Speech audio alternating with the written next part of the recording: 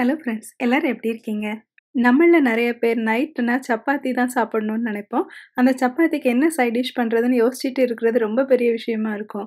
அந்த side dish வந்துட்டு நான் இன்னைக்கு முட்டை, தக்காளி, வெங்காயம் வச்சு ரொம்ப சிம்பிளா ஒரு முட்டை தொக்கு எப்படி நம்ம ஹோட்டல்லலாம் இருக்குமோ, அந்த மாரி ரொம்ப டேஸ்டியா எப்படி பண்றதுங்கிறத காட்டப் போறேன். வாங்க வீடியோக்குள்ள போகலாம். அதுக்கு முன்னாடி நம்ம சேனலுக்கு யாராவது புதுசா வந்திருக்கீங்கன்னா, சப்ஸ்கிரைப் பண்ணிட்டு பாருங்க. நான் உங்கள் Vicky Xavier. Welcome to Vicky's kitchen. முட்டை தொக்கு செய்ய தேவையான பொருட்கள். முட்டை 3 அல்லது 4 நம்பர்.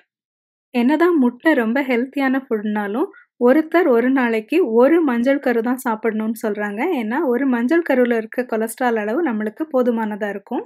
ஆனா தேவைப்பட்டா எக்ஸ்ட்ரா வெள்ளைக்கரு சாப்பிட்டுக்கலாம். அதுல ஒரு ப்ராப்ளமும் இல்லன்னு சொல்றாங்க.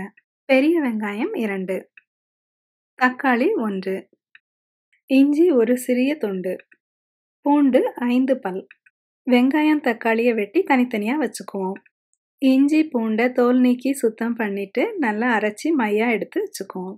முட்டைய வேக வச்சு, தோல் உரிச்சிட்டு எடுத்து வச்சுக்கலாம். பொதுவா முட்டைய தண்ணீல வச்சு, நம்ம அடுப்ப ஆன் பண்ண பிறகு நல்லா கொதி வந்தோனே 10 நிமிஷம் வேக விட்டு இறக்கணும்.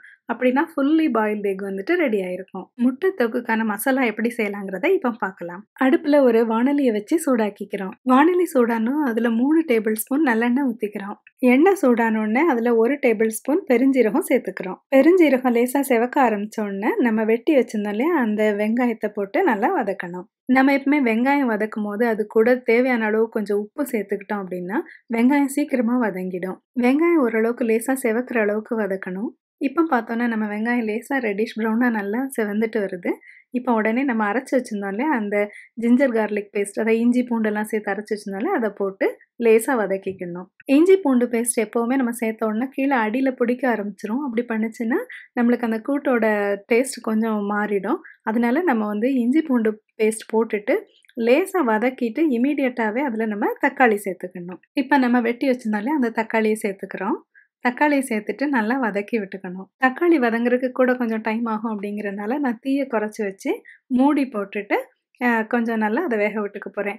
இப்போ நம்ம வந்து வெங்காயம் வதக்கும் போதே கொஞ்சம் உப்பு சேர்த்துருந்தோம் இல்லையா, அதனால தக்காளி வந்து ஓரளவுக்கு சீக்கிரமாகவே குக் ஆயிரும். இப்படி கம்மியான தீயில 2 நிமிஷம் வேக வச்சுட்டு மூடியை திறந்து பார்த்தோம்னா தக்காளி லேசாக சாஃப்டாக இருக்கும்.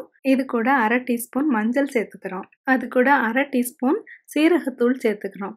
சீரகத்தூள் வந்து வீட்டில் வச்சுருந்தா சேர்க்கலாம், இல்லைன்னா மிளகு ஜீரகம் சேர்த்து பொடி பண்ணி வச்சுருந்தோம்னாலும் சேர்க்கலாம். சப்போஸ் ஜீரகத்தூள் இல்லை அப்படின்னா நீங்கள் அதை வந்து யூஸ் பண்ணணும்னு அவசியம் இல்லை.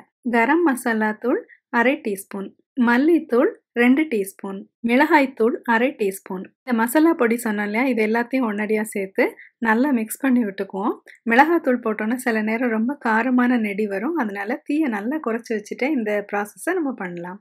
இனிமேல் இது கூட 1/2 கப் தண்ணி ஊற்றிட்டு தீயை நல்லா குறைச்சி வச்சு ஒரு மூடி போட்டு நம்ம இந்த மசாலாவை நல்லா கொதிக்க விட போகிறோம். இந்த மசாலாவை 10 நிமிஷம் நம்ம வந்துட்டு மூடி போட்டு சிறு தீயில வச்சு கொதிக்க விடுறோம். அந்த மசாலா கொதிச்சிட்டு இருக்கும் போதே நம்ம முட்டையை வேக வச்சு உரிச்சு எடுத்து வச்சுக்கலாம். 10 நிமிஷம் கழிச்சு நம்ம மூடியை திறந்து பார்த்தோம்னா முட்டை மசாலா நல்லா வெந்திருக்கும். நல்லா எண்ணெய் தெளிஞ்சு எவ்வளோ அழகாக வந்திருக்குதுன்னு பார்த்தீங்களா?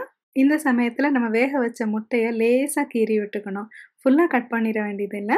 லேசாக கீறி விட்டுட்டு முட்டையை வந்துட்டு அந்த மசாலாவில் போட்டு நல்லா ஒரு புரட்டி விட்டுக்கணும். இப்போ பார்த்தோம்னா ரொம்ப டேஸ்டியான முட்டை தொக்கு ரெடி ஆயிருச்சு.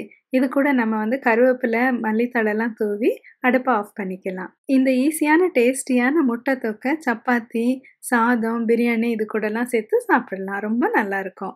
என்ன ஃப்ரெண்ட்ஸ், வீடியோ பிடிச்சிருந்துச்சுன்னா லைக் பண்ணுங்க, ஷேர் பண்ணுங்க, நம்ம சேனல் சப்ஸ்கிரைப் பண்ணுங்க. இது மாதிரி இன்னொரு நல்ல வீடியோட வந்து உங்களெல்லாம் பார்க்குறேன். Until then, take care. See you.